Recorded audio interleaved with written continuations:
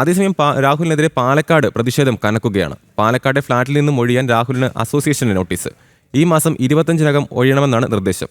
ഫ്ളാറ്റിലെ മറ്റ് താമസക്കാർക്ക് ബുദ്ധിമുട്ടുണ്ടാകും എന്ന് ചൂണ്ടിക്കാട്ടിയാണ് നോട്ടീസ്. ഉടൻ ഒഴിയാമെന്ന് രാഹുൽ അറിയിക്കുകയും ചെയ്തിട്ടുണ്ട്.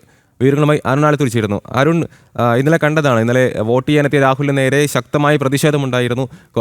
കാളൻ കോഴിയുടെ പോസ്റ്ററൊക്കെ ആയിട്ട് നാട്ടുകാർ അടക്കം പ്രതിഷേധിച്ചു. പക്ഷേ ആ സമയത്തും യൂത്ത് കോൺഗ്രസ് രാഹുലിന് കവചമൊരുക്കുന്ന ഒരു സാഹചര്യം ഉണ്ടായിരുന്നു.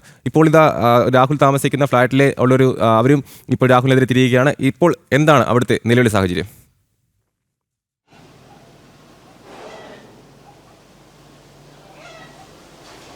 അമൽ, തീർച്ചയായിട്ടും ഈ രാഹുൽ മാങ്കൂട്ടത്തിനെതിരെ ശക്തമായ പ്രതിഷേധം ഉയരുന്ന സ്ഥിതി തന്നെയാണ് ഉള്ളത്.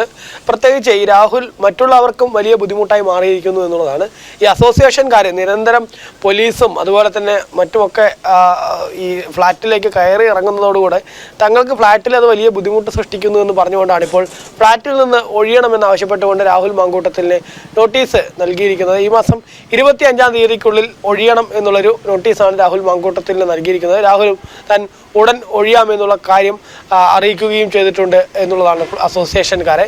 ഏതായാലും രാഹുൽ മാങ്കൂട്ടത്തിൽ നേരത്തെ പറഞ്ഞതുപോലെ തന്നെ ഒരു വശത്ത് പ്രതിഷേധം കനക്കുമ്പോഴും കോൺഗ്രസ് കവചമൊരുക്കുന്നു. പോലീസാണെങ്കിൽ ഇത്രയും ദിവസം പിടികൂടാതിരുന്ന രാഹുലിനെ ഇപ്പോൾ മുക്കിൻ തുമ്പത്ത് രാഹുൽ എത്തിയപ്പോൾ എല്ലാവിധ സംരക്ഷണവും ഒരുക്കുന്ന കാഴ്ചയാണ് ഇന്നലെ കാണാൻ സാധിച്ചത്. കാരണം പാലക്കാട് വന്ന് വോട്ട് ചെയ്യാൻ ഇറങ്ങിയ രാഹുൽ മാങ്കൂട്ടത്തിലിന് ബൊക്കെ നൽകി, പൂച്ചെണ്ടുകൾ നൽകി സ്വീകരിക്കുകയായിരുന്നു ഒരു വശത്ത് കോൺഗ്രസ് ചെയ്തത്. മാത്രമല്ല യൂത്ത് കോൺഗ്രസിൻ്റെയും KSUവിൻ്റെയും ഒക്കെ നേതാക്കൾ രാഹുലിനെ വലിയ കവചമൊരുക്കി. ഇന്നലെ KSUവിൻ്റെ ജില്ലാ സെക്രട്ടറിയായ ഇക്ബാൽ ഉൾപ്പെടെ പ്രതികരിച്ചത് നമ്മൾ കണ്ടതാണ്. MLA ഓഫീസിൽ വന്ന് MLA എന്ന നിലയിലാണ് തങ്ങൾ രാഹുലിന് സംരക്ഷണം ഒരുക്കുന്നത് എന്നുള്ളതാണ് KSUവിൻ്റെയൊക്കെ നിലപാടായിട്ട് അവർ പറയുന്നത്. ഏതായാലും ഇത്തരത്തിലുള്ളൊരു ബലാത്സംഗ കേസിൽ 2 ബലാത്സംഗ കേസുകളിലെ പ്രതിക്കാണ് ഈ കോൺഗ്രസും അതുപോലെ തന്നെ KSUവും യൂത്ത് കോൺഗ്രസും ഒക്കെ സംരക്ഷണ കവചം ഒരുക്കുന്നത്, പിന്തുണ നൽകുന്നത്.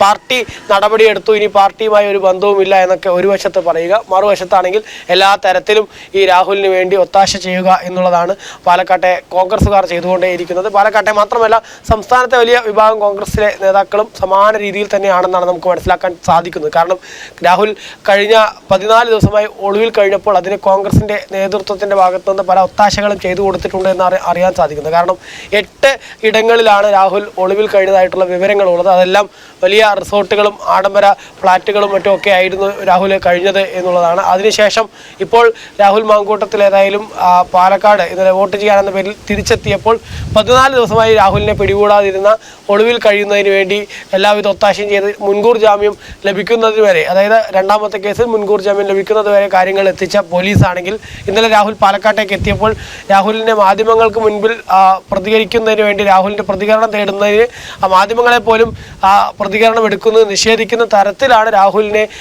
വോട്ട് ചെയ്യാനെത്തിയ സ്കൂളിലേക്ക് എത്തിക്കുകയും അവിടെ നിന്ന് പിന്നീട് തിരിച്ച് കാറിൽ കയറി മറ്റൊരു ഭാഗത്തേക്ക് പോകുന്നതിന് വേണ്ടിയുള്ള എല്ലാ സൗകര്യവും കേരള പോലീസും ആഭ്യന്തര വകുപ്പും ഒരുക്കി നൽകുകയുമായിരുന്നു എന്നുള്ളതാണ്. മുഖ്യമന്ത്രി പിണറായി വിജയൻ ഉൾപ്പെടെ ഇന്നലെ രാഹുൽ വിഷയത്തിലൊക്കെ വലിയ പ്രതികരണം നടത്തിയതാണ്.